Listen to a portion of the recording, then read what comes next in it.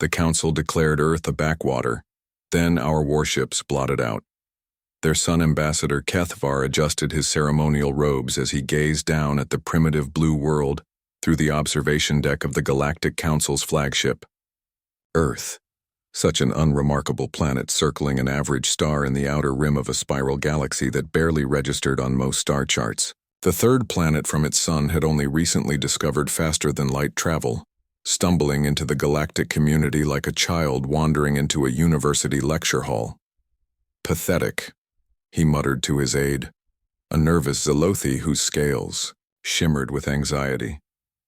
Look at them down there, still burning fossil fuels in some regions, still fighting among themselves over resources that are abundant elsewhere in the galaxy. How the Council ever agreed to grant them preliminary membership status is beyond my comprehension. The aide consulted his datapad.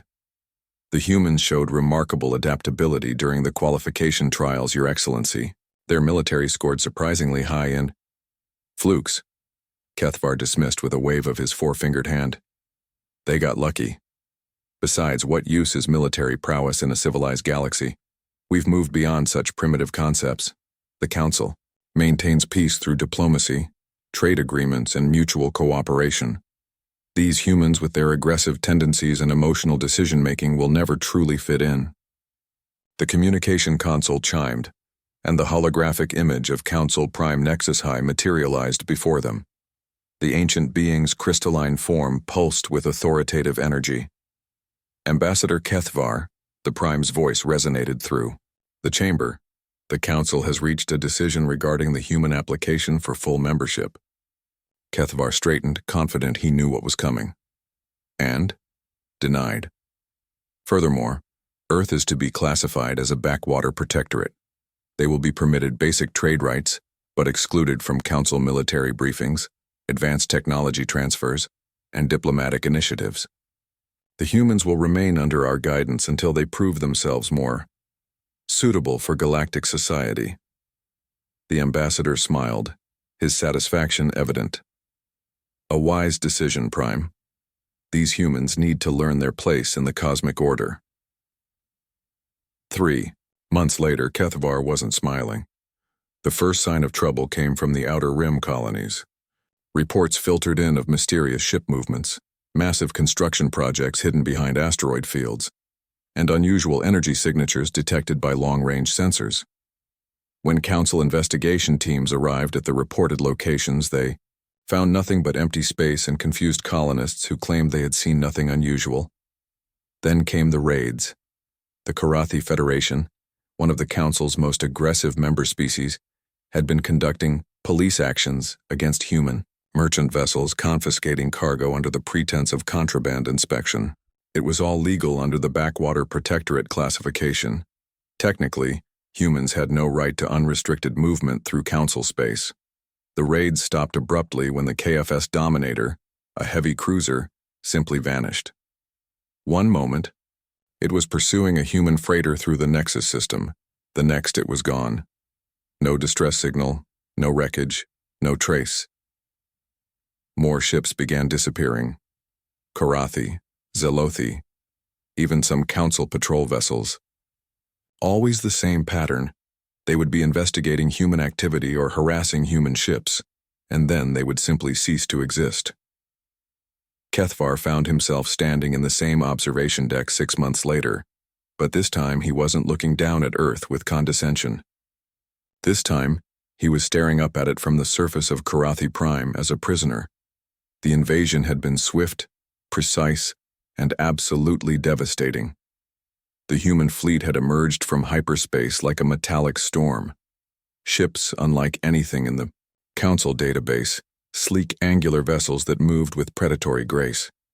Their hulls were dark, almost seeming to absorb light rather than reflect it. When the Karathi home fleet moved to intercept, the humans had demonstrated why their military scores weren't flukes. The battle, if it could even be called that, lasted 17 minutes. Human weapons technology had leaped forward decades in the months since their protectorate status had been declared. Plasma cannons that could punch through shields like they were tissue paper. Missiles that could think, adapt, and hunt their targets through impossible maneuvers. And their ships. Their ships moved like living things, dancing between enemy fire with an elegance that made the most advanced council vessels look like lumbering cargo haulers. But it wasn't just their technology that had evolved, it was their strategy.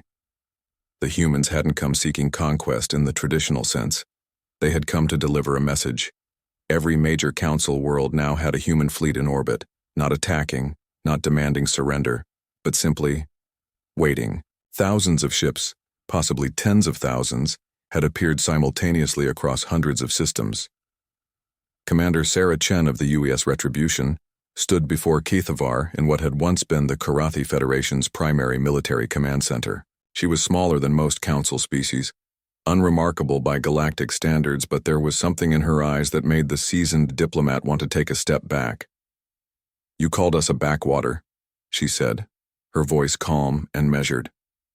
"You said we were too primitive, too aggressive, too emotional for your civilized galaxy." Kethavar tried to maintain his dignity despite his restraints. "You're proving our point. This is exactly the kind of barbaric behavior we expected from your species." Chen smiled, and somehow that was more terrifying than any show of anger would have been. "Barbaric? Ambassador, we haven't fired a single shot at a civilian target. We haven't destroyed a single city or killed a single non-combatant. Every ship we engaged was either military or actively harassing human vessels. Can your own forces say the same about their activities over the past 6 months?" The human commander activated a holographic display showing the current disposition of forces throughout Council space. Red dots represented human fleets, blue dots Council worlds. The red far outnumbered the blue. "You see, Ambassador, while you were dismissing us as primitives, we were doing what humans do best. We were learning, we were adapting, we were preparing." Chen gestured to the display. "Did you know that humans have a saying? If you want peace, prepare for war. You assumed that because we valued diplomacy, we had forgotten how to fight. You were wrong." Kethavar stared at the tactical display, beginning to understand the true scope of what had happened. "This is impossible. The logistics alone, the coordination required. You underestimated us because we were emotional, Ambassador. But emotion isn't weakness, it's fuel. Every slight, every humiliation, every human ship destroyed by your police actions just motivated us more. While your council debated and deliberated, we united. Every human world, every colony, every settlement contributed to this fleet. We called it Operation Darkening Sky." The irony wasn't lost on Kethavar as he looked up through the command center's transparent dome at the human ships overhead. They were so numerous they actually did blot out portions of the sun. "What do you want?" he asked quietly.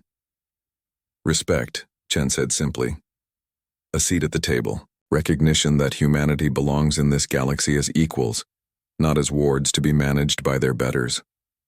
She paused, studying his face. "And perhaps most importantly, assurance that no council member will ever again assume that because we prefer peace, we are incapable of war." Chen turned toward the exit, then looked back over her shoulder.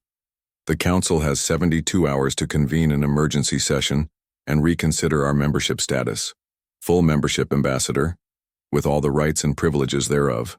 The alternative is that we remain here, in orbit around every council world, until you change your minds." As the human commander left, Kethavar remained staring at the tactical display. In his centuries of diplomatic service, he had never seen such a complete reversal of power dynamics. The humans hadn't just demonstrated military superiority, they had revealed the fundamental flaw in the Council's assumption that advanced civilizations inevitably became passive. Humanity had taught them that evolution didn't always mean leaving your fangs behind. Sometimes it meant learning exactly when and how to use them. The Council vote, when it came, was unanimous.